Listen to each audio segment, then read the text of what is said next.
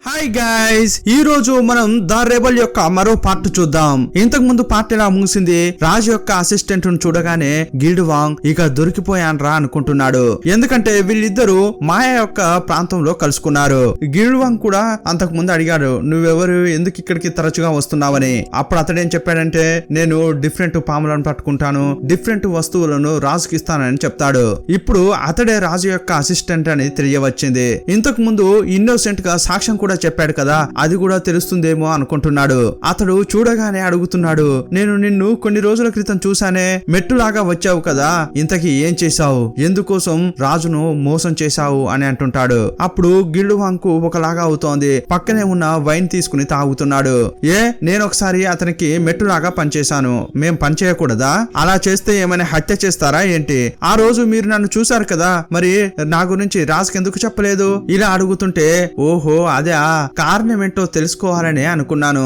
ఇప్పుడు మాట్లాడకుండా లేచి వెళ్తున్నాడు. ఇంకోవైపు గిల్డ్ వాంగ్ కు లోపల భయం వేస్తోంది. ఇంత దూరం వచ్చి ఇది ఏమైనా బ్రేక్ అవుతుందా అని అతడు లోన అనుకుంటున్నాడు. సీన్ కట్ చేస్తే రాజును చూపించారు. అతడు ఏమనుకుంటున్నాడంటే, నేను చక్రవర్తి కావాలని ఆశపడట్లేదు, ప్రశాంతమైన రాజ్యాన్ని నెలకొల్పుతా అంటుంటాడు. ఇంతకు ముందు అతడు ఒక డిఫరెంట్ కలర్ ని అడిగాడు, దాని గురించి ఆరా తీస్తున్నాడు. ఏమైంది, ఎక్కడ, అది తీసుకురాలేదని అంటుంటాడు. అతడు తనకు ఇష్టమైన వాటి కోసం చాలా ఖర్చు చేస్తుంటాడు. ఇప్పుడు దేశ ఆర్థిక పరిస్థితి సరిగా లేదు. ఇలాంటి క్రమంలో అతడు ఒక రేర్ అయిన రంగును అడగడంతో అతడు వెళ్లి చెప్తున్నాడు. ఆ రంగు వచ్చిందా అని అడుగుతుంటే, లేదండి, అది ఇంపోర్ట్ చేసుకోవాలి, దానికి చాలా ఖర్చు అవుతుంది. ఇప్పుడు అసిస్టెంట్ ఆలోచిస్తున్నాడు. ఇప్పుడు రాజుకు డబ్బు కావాలి, ఆ డబ్బుతోనే ఆర్థిక పరిస్థితిని సరిచేయగలం. ఇప్పుడు డబ్బు వస్తేనే అతడు అడిగింది ఇవ్వగలం. ఇప్పుడు సిల్వర్ అవసరపడుతుంది కాబట్టి ఎలాగైనా చేసి దాన్ని ఉత్పత్తి చేయండి అని గిల్డ్ వాంగ్ యొక్క ఆ మామ ఉంటాడు కదా, అతన్ని అడుగుతున్నాడు.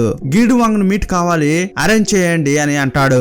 ఇప్పుడు మీట్ కావడానికి గిల్డ్ వాంగ్ ను తీసుకెళ్లారు. ఇప్పుడు అసిస్టెంటే చెప్తున్నాడు, ఆ రోజు అడిగావు కదా నిన్ను రాజు దగ్గర ఎందుకు ఇరికించలేదని, నువ్వు మంచి చేసావు కదా, ఎందుకంటే ఆ యువరాజు చిన్ నాకు కూడా నచ్చడు, అతడు దురాశ కలిగిన వాడు, అలాంటి ఒక వ్యక్తి రాజు పక్కన ఉండకూడదని అనుకున్నాను. కానీ రాజు చాలా సాఫ్ట్ అయిన వ్యక్తి, అతడు బంధువు కావడం వల్ల అతన్ని శిక్షించడం రాజుకు ఇష్టం లేదు. ఎలాగోలా చేసి నువ్వు పక్క ఆధారాలు తీసుకొచ్చావు, ఎలాగోలా చేసి అతని ఇబ్బంది పోయింది, అప్పుడు నాకు సంతోషంగా ఉండింది, అందుకే నీ గురించి రాజుకు ఏం చెప్పలేదు అంటుంటాడు. కానీ ఈ విషయాన్ని మర్చిపోవాలంటే మీరు హెల్ప్ చేయాలి అని అసిస్టెంట్ అడుగుతున్నాడు. మీరు సిల్వర్ సొరంగం ద్వారా చాలా సిల్వర్ ఇస్తేనే మేము ఆర్థిక స్థితిని సరిచేయగలం, అందుకోసం నువ్వు సాయం చేస్తే నువ్వు చేసిన అంతటిని నేను మర్చిపోతా అంటుంటాడు.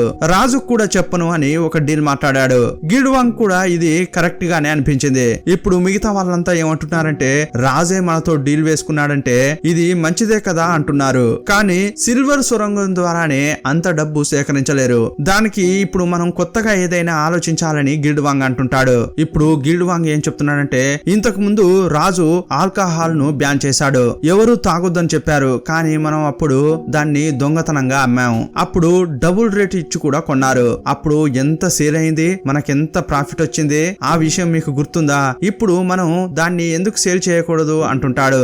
రాజే ఆల్కహాల్ ను బ్యాన్ చేసేలా మనం చేద్దాం, ఆ తర్వాత దాన్ని మనమే సేల్ చేద్దాం, చాలా ప్రాఫిట్ వస్తుంది, దాన్ని తీసుకెళ్లి రాజుకి ఇద్దాం అని అంటుంటాడు.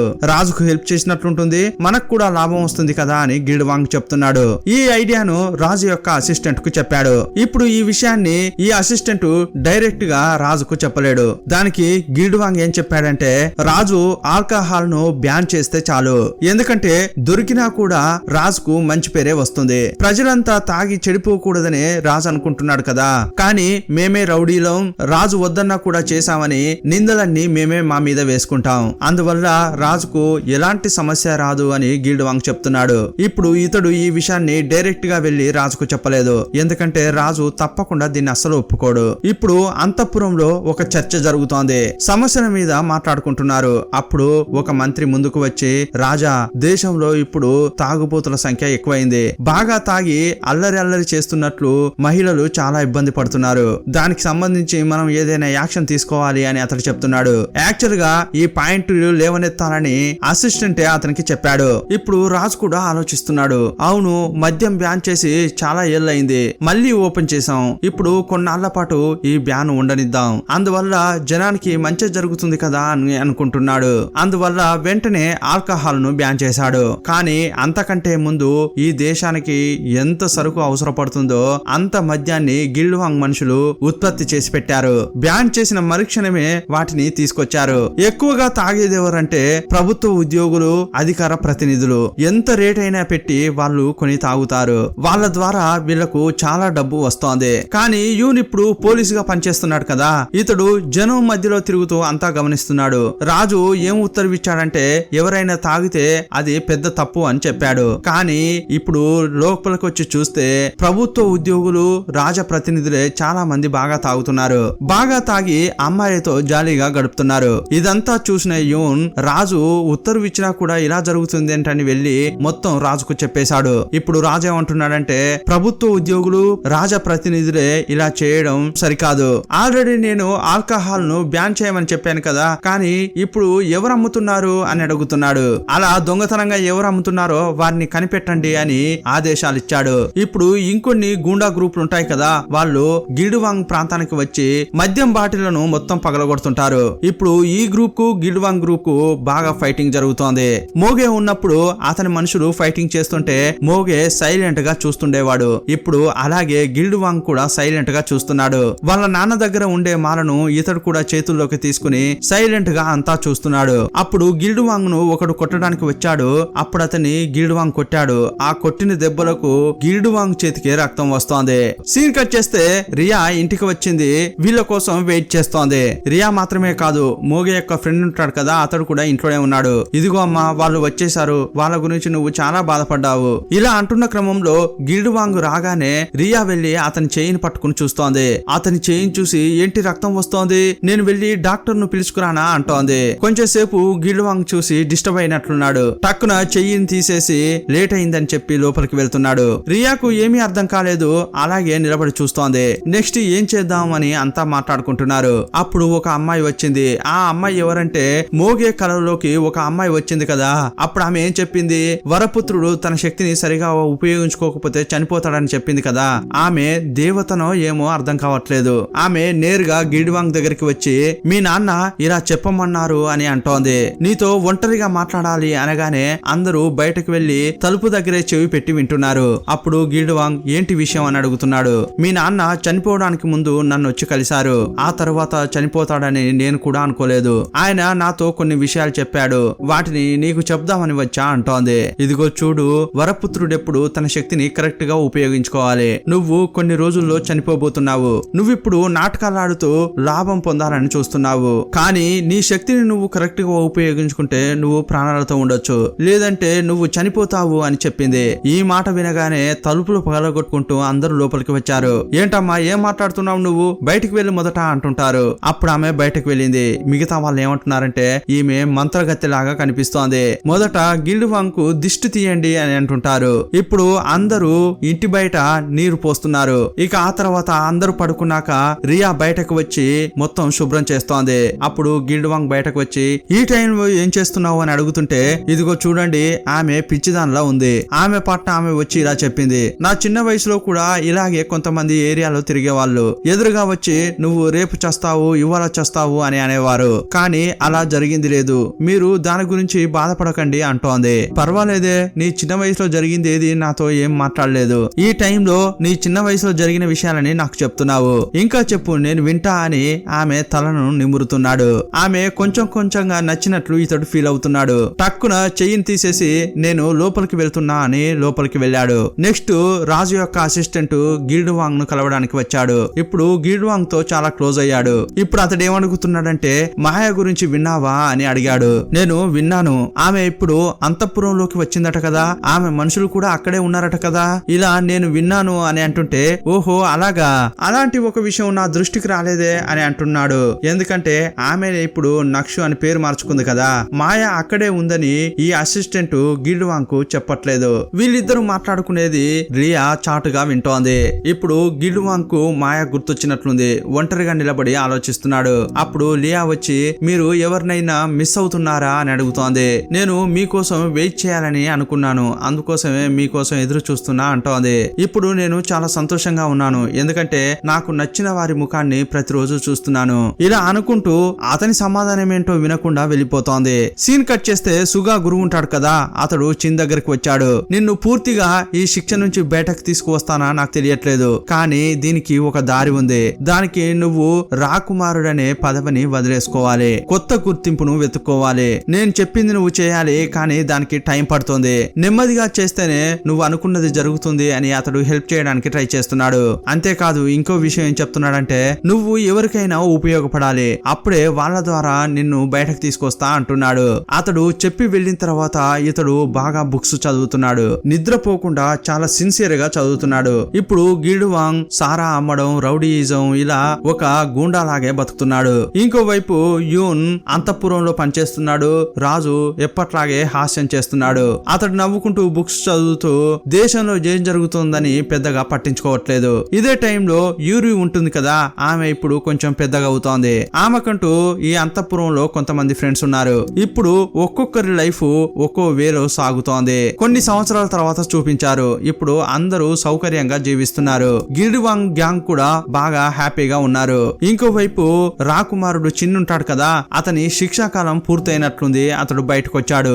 ఇప్పుడు గురువు ఉంటాడు కదా, అతడు రాజును కలవడానికి వచ్చాడు. రాజు అతన్ని చూడగానే ఏం చెప్తున్నాడంటే, మా నాన్న ఉన్నప్పుడు నేను మీ గురించి విన్నాను. ఏదైనా సమస్య ఉంటే మా నాన్న మిమ్మల్ని పిలిచే మాట్లాడేవారు కదా, కానీ మా నాన్నలాగా నేను కాదు. నాతో క్లోజ్ గా ఉండాలంటే దానికి చాలా టైం తీసుకుంటుంది. నేను అంత త్వరగా ఎవరిని ఈజీగా నమ్మను అంటుంటాడు. ఇంకోవైపు చిన్ విడుదల కాగానే అంతఃపురం దగ్గరికి వచ్చి నమస్కరిస్తుంటాడు. అతని పక్కన ఉన్నది ఎవరంటే మోరీ. ఇకపై ఈ యువరాజు చిన్ కు విశ్వాసంగా ఉండాలని అతడు నిర్ణయించుకున్నాడు. సీన్ కట్ చేస్తే గిల్డ్వాంగ్ ను చూపించారు. అతడు రియాను తన ఫ్యామిలీలో ఒక మెంబర్ గా చేసుకున్నాడు. ఆమెకు పెళ్లి చేయాలని నిర్ణయించుకున్నాడు. నేను నీకోసం ఒక అబ్బాయిని చూశాను, అతన్ని వెళ్ళి కలుస్తావా అంటున్నాడు. మీకు అదే నచ్చినట్లయితే మీకోసం చేస్తా అని ఆమె అంటోంది. ఇన్నాళ్ళు ఆమె వేరెవరిని పెళ్లి చేసుకోనని చెప్పింది, కానీ ఇప్పుడు మీకు ఓకే అయితే నాకు ఓకే అంటోంది. అతన్ని కలవడం కోసం ఏర్పాట్లన్నీ చేశారు. అరేంజ్మెంట్స్ అన్ని అయిపోయాయి, కానీ ఇంకా పెళ్లి కొడుకు రాలేదు. అతని కోసం వెయిట్ చేస్తున్నారు. అప్పుడు గిల్డ్వాంగ్ కు ఏమీ అర్థం కావట్లేదు. ఏమైంది, ఎందుకు రాలేదు అని అడుగుతున్నాడు. అప్పుడు మోగే ఫ్రెండ్ ఏం చెప్తున్నాడంటే, ఏయ్యా రియా గురించి ఒక రూమర్ స్ప్రెడ్ అయినట్లుంది. ఆమె అబ్బాయి అంట, అమ్మాయి వేషం వేసుకుని తిరుగుతుంది అని అంతా మాట్లాడుకుంటున్నారు. ఇలా అతడు చెప్పగానే గిల్డ్వాంగ్ ఆశ్చర్యపోతున్నాడు. ఎవరు ఇలా రూమర్ సృష్టించారు అని అడుగుతుంటాడు. అప్పుడు పక్కనున్న ఆయన తిరిగి రియాను చూశాడు. అప్పుడు రియా బాగా నవ్వుతోంది. అప్పుడే తెలిసిపోతుంది రియానే ఇదంతా చేసి ఉంటుందని. రియా వెళ్లిపోయిన తర్వాత గిల్డ్వాంగ్ తో అతడు ఏం చెప్తున్నాడంటే, ఈ రూమర్ నువ్వు వ్యాప్తి చేసింది ఎవరో నాకు తెలుసు అంటుంటాడు. ఎవరు ఇది చేసిందో చెప్పండి, వాళ్ళ కాలు చేతులు విరగ్గొడతా అని గిల్డ్వాంగ్ అంటుంటాడు. అది వేరెవరో కాదు, రియానే అని అతడు చెప్తున్నాడు. పనిచేసే అమ్మాయిని అందరినీ పిలిచి రియానే ఇలా రూమర్ ను వ్యాప్తి చేసింది. ఈమె కోసం మోగే ఫ్రెండ్ ఉంటాడు కదా, అతడు కూడా హెల్ప్ చేశాడు. అప్పుడు అతడు ఆమె దగ్గరికి వచ్చి, ఏమ్మా నువ్వు ఇలా చెప్పమన్నావనే నేను అక్కడికి వెళ్ళి అలా చెప్పాను, కానీ ఇప్పుడు నాకు ఒక హెల్ప్ చేస్తావా అంటాడు. ఏ హెల్ప్ అయినా చేస్తాను, ఏంటో అడగండి అని ఆమె అంటోంది. దయచేసి కథ చెప్తానని మాత్రం నన్ను చావగొట్టకు, ఎందుకంటే నువ్వు కథ చెప్తే నాకు బాగా నిద్ర వస్తుందమ్మా అంటుంటాడు. అది కొంచెం అవాయిడ్ చేస్తావా అని నవ్వుకుంటూ వెళ్తున్నాడు. ఇప్పుడు గిల్డ్వాంగ్ రియా దగ్గరికి వచ్చాడు. ఆమెకు ఎవరో నచ్చినట్లున్నారు, అందుకే అలా చేస్తోంది అని అతడు చెప్పి పంపించాడు. దాని గురించి అడగడానికి ఇతడు లోపలికి వచ్చాడు. నీకేమైంది, నీకెవరైనా నచ్చారా అని అడుగుతున్నాడు. అవును, నాకొకరు బాగా నచ్చారు, ఆయన కోసమే నేను చాలా వెయిట్ చేస్తున్నాను. 10 ఏళ్లు కాదు 100 ఏళ్ళైనా అతని కోసం వెయిట్ చేస్తా అని చెప్తోంది. ఓహో, అయితే వన్ సైడ్ లవ్వా? అతడు కూడా నిన్ను ఇష్టపడితేనే కదా దానికి సార్థకం. నువ్వు ఎన్నాళ్ళని అతని కోసం వెయిట్ చేస్తావలా? ఎవరో అతన్ని తీసుకురా, అతనితో నేను మాట్లాడతా అని గిల్డ్వాంగ్ అంటుంటాడు. సరే రేపు రమ్మని చెప్తా అని చెప్పింది. మరుసటి రోజు అతని కోసం ఇద్దరు వెయిట్ చేస్తున్నారు. ఇంకా అతడు రాలేదు. అతడు నిజంగానే మంచివాడేనా? ఇంకా ఎందుకు అతడు రాలేదు అని గిల్డ్వాంగ్ అడుగుతున్నాడు. లేదు, ఆయన చాలా బిజీగా ఉంటాడు. అతడు ఒక బిజినెస్ మ్యాన్, అందరికి చాలా డబ్బు ఇస్తుంటాడు. అంతేకాదు అతడు చాలా అందంగా ఉంటాడు తెలుసా? అతని గురించి చాలా గొప్పగా చెప్తూనే వెళ్తోంది. ఈ మాటలు వింటుంటే గిల్డ్వాంగ్ కు కొంచెం ఈర్ష్య కలుగుతోంది. అదంతా అతని ముఖంలోనే కనిపిస్తోంది. ఇక చాలు, చెప్పింది చాలులే అంటున్నాడు. ఏంటి ఇంకా రాలేదు, లేట్ గా వస్తాడా అని అడుగుతున్నాడు. లేదు, అతడు లేట్ గా ఏం రాడు, అతడు వచ్చేసాడు కదా అంటోంది. ఏంటి వచ్చాడా అని అటు ఇటు చూస్తున్నాడు. అవును, అతడు నా ముందే నిలబడ్డాడు కదా అనగానే గిల్డ్వాంగ్ కు లైట్ గా అర్థం అవుతోంది. అప్పుడు ఆమె అతన్ని చూస్తూ, నేను నిన్నే ఇష్టపడుతున్నాను, నీ కోసమే వెయిట్ చేస్తున్నా అంటోంది. అప్పుడు ఆమెను చూస్తూ, లేదు నేను నిన్ను అలా చూడలేదు అని అంటుంటాడు. ఇప్పుడు ఆమె చాలా బాధపడుతోంది. ఎందుకంటే ఎందుకంటే చాలా ఏళ్లుగా అతని కోసమే ఆమె వెయిట్ చేస్తోంది. అతడు ఇలా చెప్పాడని కోపంలో డ్రెస్సులు తీసుకుని బయటకు వెళ్తోంది. అప్పుడు ఆ గ్రూప్ లో ఉన్న ఒకతడు ఆమె వెంట వస్తున్నాడు. ఏమ్మా ఎక్కడికి వెళ్తున్నావు? అతడేదో ఊరికే అని ఉంటాడు, నువ్వు కొంచెం వెయిట్ చేయి అంటున్నాడు. అప్పుడు గిల్డ్ వాంగ్ ను పిలిచి ఆపమంటుంటాడు. అప్పుడు అతడు వెళ్ళనివ్వు అని గిల్డ్ వాంగ్ చెప్పాడు. కొంత దూరం వెళ్లి అక్కడ కూర్చుంది. కొంచెం సేపు అయ్యాక గిల్డ్ వాంగ్ అక్కడికి వచ్చాడు. రియాన్ చూస్తూ, ఇదిగో చూడమ్మా, నీకు అర్థమవుతుందా లేదా, నేను ఒక రౌడీని. రౌడీ పక్కన నువ్వు ఉండడం నేను అస్సలు ఒప్పుకోను అంటున్నాడు. మీరెందుకలా మాట్లాడుతున్నాడు? మాయా కంటే కూడా నేను మీపై ఎంత ప్రేమ పెంచుకున్నానో తెలుసా?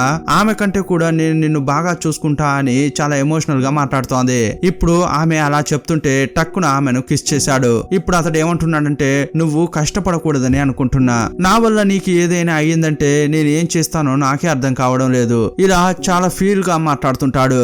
అప్పుడు ఆమె అతన్ని కిస్ చేసింది. నీ యొక్క పరిస్థితి నాకు అర్థమైంది, అందువల్లే నీ పక్కనే ఉండాలని నేను అనుకుంటున్నా అని ఇప్పుడు ఇద్దరు కిస్ చేసుకుంటున్నారు. ఇప్పుడు ఒకరికొకరు నచ్చారు, ఇద్దరు కలిసి జీవించాలని అనుకుంటున్నారు. ఇంకోవైపు ఈ రాజు మాయాను ఇంకా కరెక్ట్ చేయలేకపోయాడు.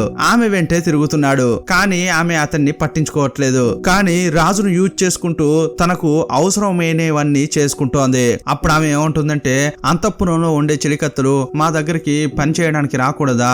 ఎన్నాళ్ళని మమ్మల్ని ఇలా పక్కన పెడతారు? ఇలా అడుగుతుంటే, ఓహో అలా కూడా జరుగుతోందా?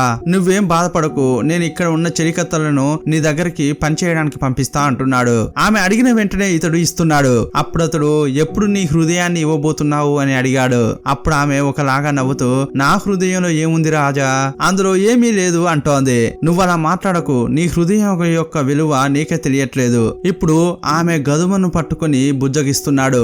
ఈమెకు కూడా నవ్వొస్తోంది, కానీ రాజు తన వెంట పడాలని కావాలని అలా చేస్తోంది. ఇంకోవైపు రాజుకు ఈమె వద్దు వద్దు అని అంటుంటే ఆమెపై అతనికి ఇష్టం పెరుగుతోంది.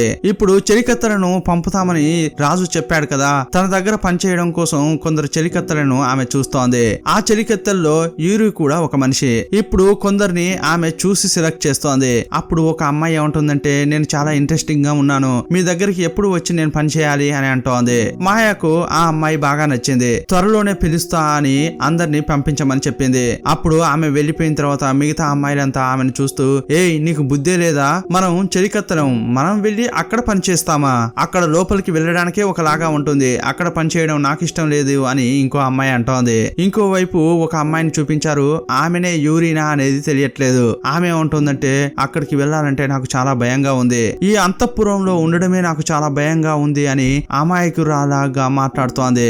సీన్ కట్ చేసి గిల్డ్ వాంగ్ రియాను చూపించారు. నైట్ అంతా రూమ్ కు వెళ్లకుండా బయట నిలబడే మాట్లాడుకుంటున్నారు. ఇప్పుడు ఇద్దరు సిగ్గుపడుతున్నారు. మీరు లోపలికి వెళ్ళండి అని రియా అంటోంది. నువ్వు ఫస్ట్ వెళ్ళు అని ఒకరికొకరు ఇలా చెప్పుకుంటూనే ఉన్నారు. అప్పుడు గిల్డ్ వాంగ్ వచ్చి, ఏమ్మా మనం నడిచి నడిచి చాలా టైర్డ్ అయిపోయాము, రూమ్ కు వెళ్ళొచ్చు కదా అంటుంటే, లేదండి మిమ్మల్ని వదిలి వెళ్ళడానికి నాకు చాలా బాధగా ఉంది అంటోంది. ఇప్పుడు మనం ఏమైనా విడిపోతున్నామా? నీ రూమ్ కు నా రూమ్ కు 10 స్టెప్పులే కదా ఉన్నాయి, అదంతా విడిపోవడం కాదమ్మా, పో వెళ్ళి పడుకోపో అంటుంటాడు. లేదండి నేను కొన్ని కథల్లో చదివాను, అందులో లవర్స్ అంతా ఒక్కటిగా చేతులు పట్టుకుని నిద్రపోతారట.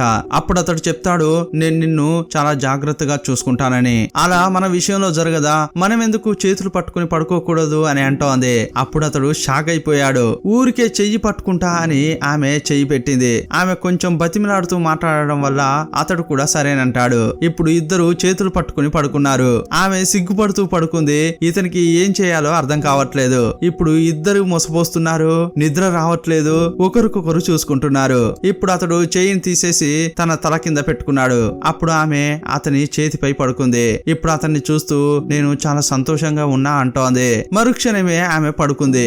ఏదో రొమాంటిక్ గా మాట్లాడుతోంది అని అతడు తిరిగి చూస్తే ఆమె పడుకుంది. నువ్వు చాలా లక్కీ రియా, నువ్వు పడుకోగానే నిద్రపోయావు, కానీ ఈ రోజు రాత్రంతా నాకు నిద్ర రాదు అని అనుకుంటున్నాడు. ఉదయం ఆమె కళ్ళు తెరిచింది. పక్కన గిల్డ్ వాంగ్ లేడు. అతడు తన మనుషులతో మాట్లాడుతుంటే ఈమె బయటకు వచ్చి అతన్ని చూస్తూ నవ్వుతోంది. అప్పుడు ఆ మామ ఈవెన్ చూస్తూ వచ్చింది చూడు అని అతడు సిగ్నల్ ఇస్తున్నాడు. గిల్డ్ వాంగ్ తిరిగి చూశాడు. రియా నవ్వుతుంటే ఇతడు కూడా చూసి నవ్వుతున్నాడు. ఇప్పుడు ఇద్దరు బుక్స్ చదువుతూ కూర్చున్నారు. కానీ రియా బుక్స్ చదవట్లేదు, అతన్నే చూస్తోంది.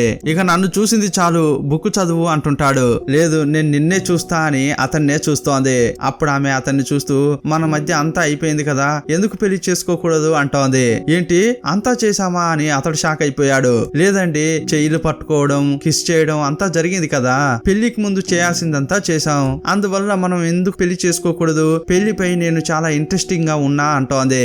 అప్పుడు అతనికి ఏం చెప్పాలో అర్థం కాలేదు. సీన్ కట్ చేస్తే రాకుమారుడు చిన్ బయటకు వచ్చాడు కదా, అతడు ఏం చేస్తున్నాడంటే గిల్డ్వాంగ్ గ్రూప్ కు ఈ ప్రభుత్వ గ్రూప్ కు మధ్య కొంచెం గొడవ జరిగింది. ఇప్పుడు ప్రభుత్వానికి సంబంధించిన వాళ్ళందరినీ పట్టుకుని ఈ కేసును మనం తిరగదూడాలి అని అంటుంటాడు. మీకు వాళ్లకు మధ్య గొడవ జరిగింది కదా, ఆ కేసును మళ్ళీ సభకు తీసుకురావాలని అంటుంటాడు. అప్పుడు గవర్నర్ వచ్చి ఎవరయ్యా ఇదంతా ఇలా చేస్తున్నారని చూశాడు. ఇప్పుడు రాకుమారుడు చింగ్ను చూడగానే అతడు ఆశ్చర్యపోయాడు. ఇతడు బయటకు వచ్చాడా, అతడు అక్కడే చావాలి కదా అని అనుకుంటున్నాడు. అప్పుడు గిల్డ్వాంగ్ దగ్గరికి వచ్చి విషయం చెప్పాడు. రాకుమారుడు చింగ్ తిరిగి వచ్చాడు, అతడు మనుషులతో కలిసి ఆందోళన చేస్తున్నాడు అని చెప్పాడు. అతడు మళ్ళీ కేసును తిరగదోడాడంటే మీకు ఏదైనా శిక్ష పడుతుందేమోనని నాకు భయంగా ఉంది అంటుంటాడు. కొత్తగా వచ్చిన అధికారి ఈ కేసును మళ్ళీ బయటకు తీస్తాడా ఏమో తెలియట్లేదు. ఎందుకైనా మంచిది నేను మాట్లాడతా అని ఆ అధికారి దగ్గరికి గవర్నర్ వెళ్ళాడు. మీరెందుకు ఈ కేసును మళ్ళీ తీస్తున్నారు, ఈ కేసు ఆల్రెడీ ముగిసిపోయింది, వీళ్ళు వచ్చి సమస్యలు సృష్టిస్తున్నారని చెప్పి ఈ కేసును మళ్ళీ తీయొద్దు అంటుంటాడు. నాకేం బాధ లేదయ్యా, నువ్వు చెప్పావు కాబట్టి నేను క్లోజ్ చేసి వెళ్తాను, ఇంతటితో నా డ్యూటీ ముగిసిపోయింది. కానీ కొత్తగా నెక్స్ట్ ఒక జడ్జి రాబోతున్నారు, అతడేం చెప్తాడో అదే చేయాలి అంటుంటాడు. అతడు కొంచెం యంగుగా ఉంటాడట, ఉడుకు రక్తం కదా, కొంచెం వేడి మీద ఉంటాడు, చూసి నడుచుకో అని చెప్పాడు. ఇప్పుడు ఈ గవర్నర్ గిల్డ్వాంగ్ దగ్గరికి వెళ్లి విషయం చెప్పాడు. కొత్తగా ఒక జడ్జి వస్తున్నారట, అతడు ఏం చెప్తాడో అదే జరుగుతుందట అని చెప్పాడు. ఇప్పుడు అంతా ఆ జడ్జి కోసం వెయిట్ చేస్తున్నారు. ఇప్పుడు ఆ జడ్జి వేరెవరో కాదు, సుగానే. సుగాకు ప్రమోషన్ ఇచ్చినట్లున్నారు, అందువల్ల అతడు ఇదే గ్రామానికి జడ్జిగా వచ్చాడు. అతన్ని చూడగానే గవర్నర్ కు అతడెవరో తెలియలేదు, అయినా కూడా అతనితో ఇదే విషయం చెప్తున్నాడు. ఈ కేసు 3 నెలల క్రితమే క్లోజ్ అయిపోయింది, ఇదెందుకు తిరిగి తీస్తున్నారు అని గవర్నర్ అంటుంటే ఇప్పుడు ఈ సుగా గురువు చెప్పింది ఆలోచిస్తున్నాడు. దేశాన్ని చిన్నగా ఏదైనా ఎఫెక్ట్ చేసినా కూడా దాన్ని నువ్వు వదలకూడదు, అది నువ్వు పెద్దది చేయాలి అని గురువు చెప్పాడు. ఇప్పుడు అది గుర్తు చేసుకుని లేదు ఈ కేసును మళ్ళీ రివ్యూ చేయాలి అంటుంటాడు. గిల్డ్వాంగ్ గ్రూప్ లో సు అని ఒక ఆయన ఉంటాడు, అతన్ని అరెస్ట్ చేసి తీసుకొచ్చారు. ఎందుకంటే ఆ గ్రూప్ లోని ఒక్కో మనిషిని టార్గెట్ చేయాలనేది రాకుమారుడు చింగ్ యొక్క ప్లాన్. అతడు అనుకున్నట్లుగానే గిల్డ్వాంగ్ గ్రూప్ లోని ఒక మనిషిని ఇప్పుడు అరెస్ట్ చేశారు. ఇంతటితో ఈ పార్ట్ ముగుస్తుంది. మరో పార్ట్ లో మళ్ళీ కలుసుకుందాం. అప్పటి వరకు బాయ్ బాయ్.